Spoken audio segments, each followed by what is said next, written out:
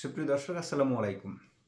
সুপ্রিয় দর্শক, আজকে কথা বলবো গতকালকে যে আমাদের মহান বিজয় দিবস উদযাপিত হলো, তা বেশ কিছু ঘটনা প্রবাহ নিয়ে আপনাদের সাথে কথা বলবো। তো আসুন আগে ভাষণ শুনে নেই আমরা।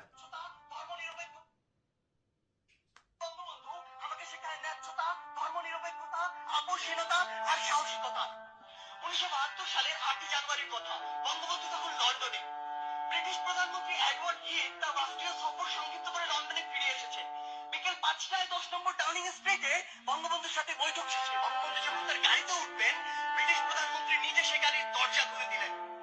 প্রথার বিরুদ্ধে তিনি কেন এই কাজ করলেন, সাংবাদিকদের প্রশ্নে তিনি উত্তরে বলেছিলেন, আমি জানি আমি কাকে সম্মান জানিয়েছি, আমি জানি কাকে কতটুকু সম্মান জানাতে হয়। তিনি কোনো সাধারণ মানুষ নন, তিনি একটি জাতিকে মুক্তিদাতা, এক মহান বীর। তাকে সম্মান জানাতে পেরে বরং আমরা সম্মানিত। একবার ভাবুন তো, যে ব্রিটিশে আমাদের 200 বছর শাসন ও শোষণ করেছে, সেই ব্রিটিশ প্রধানমন্ত্রী যখন আমার নেতাকে নিয়ে এই সৌজন্যতা দেখায়, এই কথা বলে, তখন আমার বুকটা কতটা প্রশস্ত হয়। আমার বঙ্গবন্ধু আমাকে শেখায় ন্যায্যতা, ধর্মনিরপেক্ষতা, আপোষহীনতা আর সাহসিকতা। তিনি বলেছিলেন, যদি কেউ ন্যায্য কথা বলে আর সংখ্যায় যদি সে একজন হয়, আমরা তার কথা মেনে নেব। আমার বঙ্গবন্ধু বলেছিলেন, এই বাংলাদেশ হবে ধর্মনিরপেক্ষ দেশ, যেখানে ধর্ম নিয়ে কোনো ব্যবসা করা চলবে না। আমার বঙ্গবন্ধু ঘুষ টেকা দিয়ে নিজের ছাত্রত্ব ফিরিয়ে নেননি, অন্যায়ের সাথে আপোষ করেননি। আমার বঙ্গবন্ধু দেখিয়েছেন কিভাবে নারীকে সম্মান করতে হয়। তিনি বলেছিলেন, এই স্বাধীন বাংলায় যত বীরাঙ্গনা রয়েছে, তার বাবার নামের পাশে আমার নাম লিখে দিও, আর ঠিকানা দিও ধানমন্ডি 32। আমার বঙ্গবন্ধু আমাকে শেখায় কিভাবে বিচক্ষণ আর দূরদর্শী হতে হয়। 1968 সালে একটি সাক্ষাৎকারে তিনি বলেছিলেন, আওয়ামী লীগ দৃঢ়ভাবে সমাজতন্ত্রে বিশ্বাসী।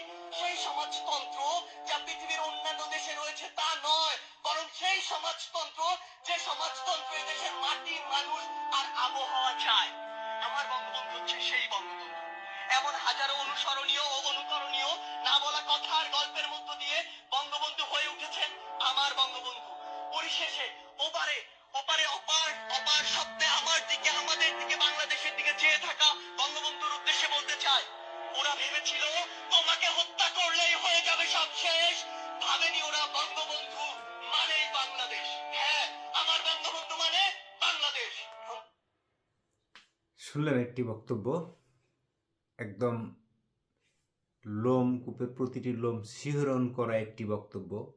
আমার মনে হয় যদি বঙ্গবন্ধুর মেয়ে শেখ হাসিনাকেও যদি এমন একটি বক্তব্য দিতে হয়, আমার মনে হয় উনি পারবেন না। এবং গত 16 বছর এবং এর আগে যে 96, উনি অনেক বক্তব্য দিয়েছেন, শেখ হাসিনা অনেক বক্তব্য দিয়েছেন। জনাব সার্জিস আলমের মতো এত ক্ষুরধার বক্তব্য বঙ্গবন্ধুকে নিয়ে আমার মনে হয়নি আমি একটিও শুনেছি। যে নেতাকে আপনি এতটা আদর্শ মেনে রাজনীতি করেছেন, সে নেতাকে আজকে আপনি কোথায় রেখেছেন ভাই? আপনি মহান বিজয় দিবস পালন করলেন, আপনি তো কোথাও একটা ছবি ব্যবহার করলেনই না, বরং ছবিগুলোকে সব নামিয়েছেন। আপনার এই প্রতিবাদী কণ্ঠটা এখন কোথায়? আপনি এগুলো কি আসলে তখন মাতাল হয়ে করেছিলেন, নাকি আসলে সজ্ঞানে করেছিলেন? আপনি কি একটু বলতে পারবেন? অনুগ্রহ করে আপনি একটু বলিয়েন তো, এই ভাষণটার প্রেক্ষাপট নিয়ে আপনাকে কি কেউ চাপ দিয়ে করিয়েছিল, না আপনি নিজে স্বেচ্ছাই করেছিলেন, নাকি আপনি সুবিধা ভোগী একজন মানুষ?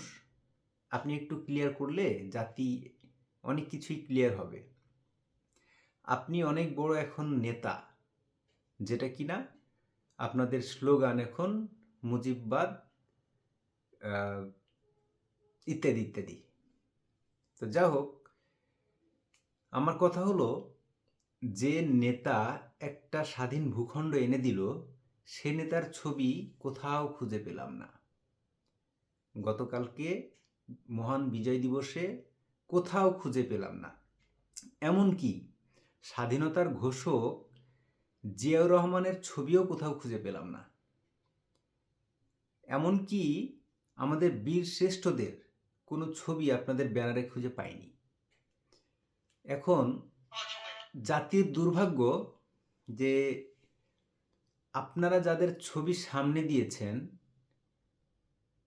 তাদেরকে, তাদের ইতিহাস আমরা জানি।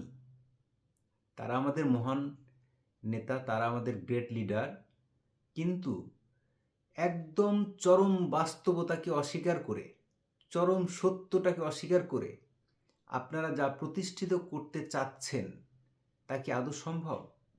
আপনারা ২৪-এর চেতনায় জাগ্রত, আপনারা ২৪-এর চেতনাকে নিয়ে যান, সমস্যা নেই।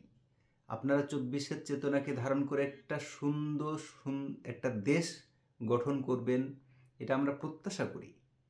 কিন্তু আমাদের ৭১-এর উজ্জ্বল একটা ইতিহাস, যে ইতিহাসের সাথে বঙ্গবন্ধু জড়িত, যে ইতিহাসে পরতে পরতে স্বাধীনতার ঘোষক জিয়াউর রহমান আছেন, যে ইতিহাসের প্রতিটা পাতায় পাতায় বীরশ্রেষ্ঠদের বীরত্বগাথা, সব মানে বীরদের যে বীরত্বগাথা রচিত, আপনারা কোথায় তুলে ধরছেন? আপনারা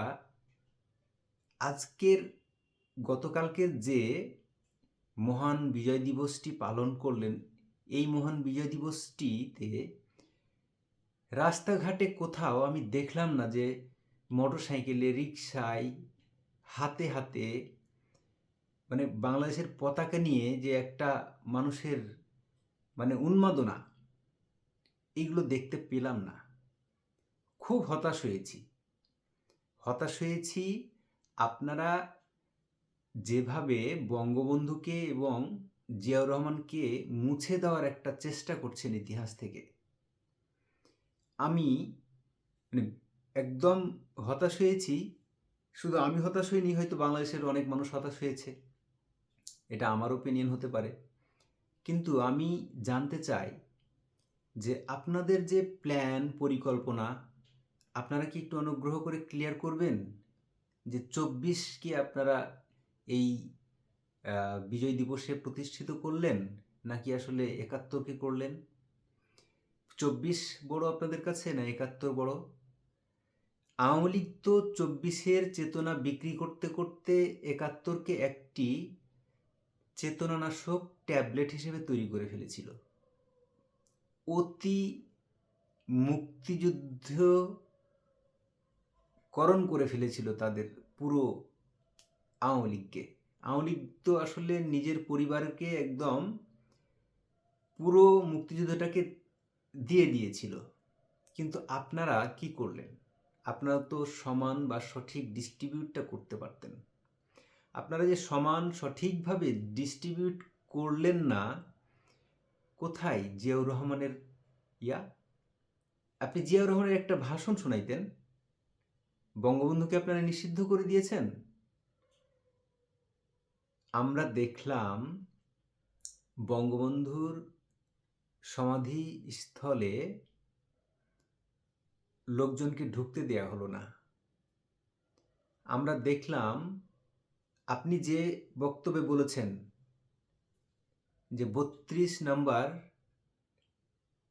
এই ধর্ষিত নারীদের ঠিকানা এবং পুরো বাংলাদেশের ঠিকানা, সেই ৩২ নাম্বারকে ভেঙে চুরে ছারখার করে দিয়ে কিছু মানুষ হয়তো এখানে গিয়েছিল দেখতে কিংবা তারা শ্রদ্ধা জানাতে, সেই মানুষগুলোকে পিটিয়ে একদম আপনারা পুলিশে সোপর্দ করছেন। তারা কে? সন্ত্রাস? আপনারা এই স্বৈরাচার আপনারা বিদায় করতে চান? আপনারা এই স্বৈরশাসন বিদায় করলেন? আপনারা যদি স্বৈরশাসন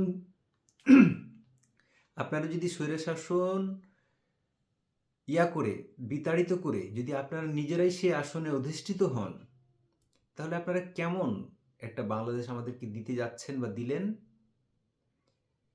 তারেক রহমান যথার্থই বলেছেন যে ভিতরে ভিতরে একটা ষড়যন্ত্র চলছে, এবং আমিও বলবো, আমরাও বলছি, আমরাও বুঝতে পারছি